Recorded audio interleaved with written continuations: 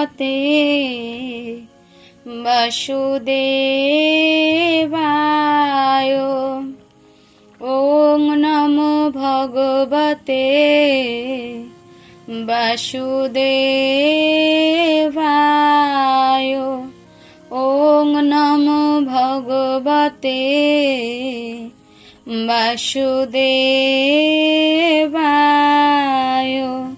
শ্রীমদ্ ভগবদ গীতা দ্বিতীয় অধ্যায় সাংখ্যযোগ, শ্লোক নম্বর 33।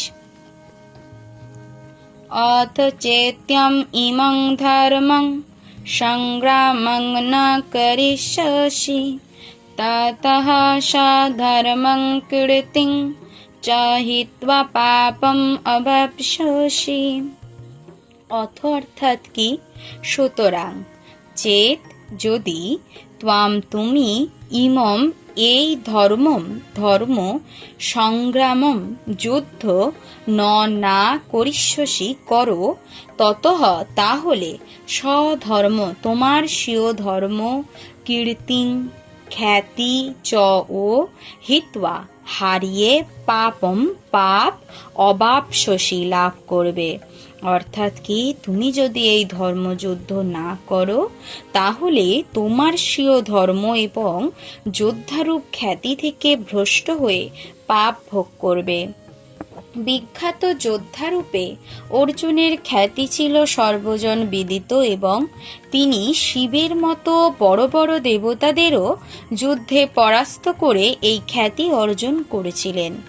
কিরাতরূপী শিবকে যুদ্ধে পরাস্ত করলে তিনি সন্তুষ্ট হয়ে অর্জুনকে পাশুপত নামক এক অস্ত্র দান করেন।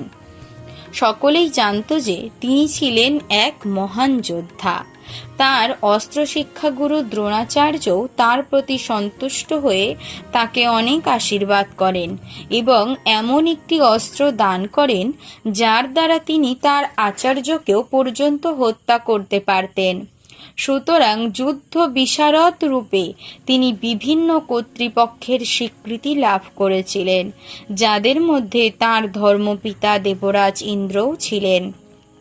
তাই তিনি যদি যুদ্ধক্ষেত্র পরিত্যাগ করতেন তবে তিনি যে কেবল তার ক্ষাত্র ধর্মের প্রতি অবহেলা করতেন এমনটা নয়, তা সেই সঙ্গে তার বীরত্বের গৌরবও নষ্ট হতো।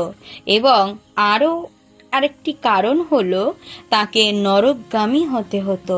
পক্ষান্তরে আমরা বলা যায় যে যুদ্ধ করার জন্য অর্জুনকে নরকে যেতে হতো না, বরং যুদ্ধ না করার জন্যই তাকে নরকে যেতে হতো।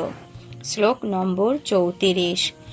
অকীর্তিং চ অপি ভূতানি কথয়িষ্যন্তি তে অব্যয়ম সম্ভাবিতস্য চ কীর্তি মরণাৎ অতিরিচ্যতে।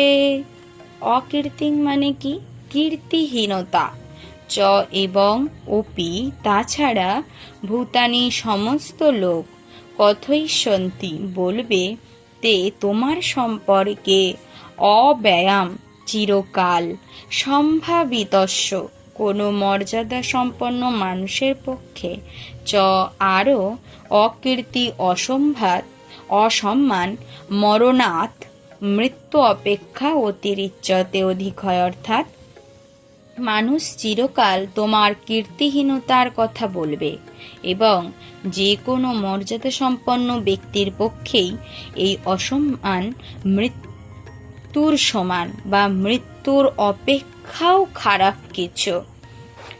অর্জুনের যুদ্ধ প্রত্যাখ্যানের বিষয়ে বন্ধু ও তত্ত্বদ্রষ্টারূপে ভগবান শ্রীকৃষ্ণ এখন তার চূড়ান্ত বিচার প্রদান করছেন। ভগবান বললেন, অর্জুন, যুদ্ধ শুরু হওয়ার পূর্বেই যদি তুমি যুদ্ধক্ষেত্র পরিত্যাগ করো তবে সকলে তোমাকে কাপুরুষ বলবে। আর তুমি যদি মনে করো যে মানুষের নিন্দা উপেক্ষা করেও যুদ্ধক্ষেত্র ত্যাগ করাই ভালো, তোমার মতো সম্মানীয় ব্যক্তির পক্ষে অপযশ মৃত্যুর থেকেও আরো বেশি নিকৃষ্টতর।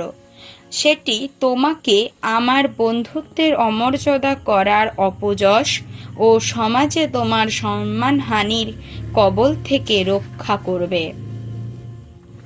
যিনি সমস্ত কর্তব্যকর্ম পরিত্যাগ করে শ্রীকৃষ্ণ বা মুকুন্দের চরণে নিজেকে সর্বতোভাবে উৎসর্গ করেছেন, তিনি দেবতা, ঋষি, জনসাধারণ, পিতৃপুরুষ কারো কাছে ঋণী বা বাধিত থাকেন না। সুতরাং অর্জুনের জন্য ভগবানের চূড়ান্ত উপদেশ ছিল যুদ্ধক্ষেত্র পরিত্যাগ না করে যুদ্ধক্ষেত্রে প্রাণ ত্যাগ করার জন্য। শ্লোক নম্বর 35। ভয়াত রণাৎ উপরতং মক্ষন্তে তং মহারথঃ येषां च तं বহুমত ভূত্বা যশস্বী লাঘবম। ভয়াত মানে কি? ভয়বশত। রণাৎ রণক্ষেত্র থেকে, উপরতম নিবৃত্ত, মৎস্যন্তে মনে করবে, ত্বাম তোমাকে, মহারথা মহারথীরা, येषां যাদের কাছে, চ এবং ত্বাম তুমি, বহুমত অত্যন্ত সম্মানিত, ভূত্বা হয়ে, যশস্বী প্রাপ্ত হবে, লাঘবম লঘুতা অর্থাৎ যে সমস্ত মহারথীরা তোমার নাম ও যশের জন্য উচ্চ ধারণা পোষণ করে, তারাই তুমি ভয়বশত যুদ্ধক্ষেত্র পরিত্যাগ করেছ বলে মনে করবে এবং তাই তোমাকে তুচ্ছ রূপে জ্ঞান করবে। তোমাকে তোমার যোগ্য সম্মান তারা প্রাপ্ত করবে না বা দেবে না। ভগবান শ্রীকৃষ্ণ অর্জুনকে তার মতামত ব্যক্ত করে আরও বললেন, তুমি মনে করো না যে দুর্যোধন, কর্ণ ও অন্যান্য সমসাময়িক রথী মহারথীরা তোমার যুদ্ধক্ষেত্র পরিত্যাগের কারণ হিসেবে তোমার ভ্রাতা ও পিতামহের প্রতি করুণার কথা বিবেচনা করবে। তারা ভাববে যে তুমি প্রাণ ভয়ে ভীত হয়ে যুদ্ধক্ষেত্র থেকে পলায়ন করেছ, আর এভাবে তোমার ব্যক্তিত্ব সম্বন্ধে তাদের উচ্চ ধারণা অবলুপ্ত হবে। ওম সর্বে ভবন্তু সুখিনা, সর্বে সন্তু নিরাময়া, সর্বে ভদ্রাণি পশ্যন্তু, কশ্চিৎ দুঃখমাপ্নুয়াত। ওম শান্তি, ওম শান্তি, ওম শান্তি। হরে কৃষ্ণ কৃষ্ণ কৃষ্ণ হরে হরে, হরে রাম রাম রাম হরে হরে। প্রিয় ভক্তবৃন্দ, আমাদের এই মানব জীবনের আসল ঔষধ হলো এই মহামন্ত্রের জপ, এবং আমাদের জীবনের ম্যানুয়াল বা আমাদের জীবনের পথপ্রদর্শক হলো ভগবদ গীতা। তাই বেশি বেশি করে শাস্ত্র অধ্যয়ন করুন। অধ্যয়ন করার সময় না থাকলে শুনুন, শুনলেও তার ফল কিছুটা হলেও লাভ করবেন। নিজের আত্মা শান্ত হবে, নিজের মনকে শান্ত করুন এবং আধ্যাত্মিক জীবনে ধীরে ধীরে নিজেকে প্রবেশ করান। কারণ এই আধ্যাত্মিক জীবন ছাড়া আমাদের মুক্তির আর কোনো রাস্তা নেই।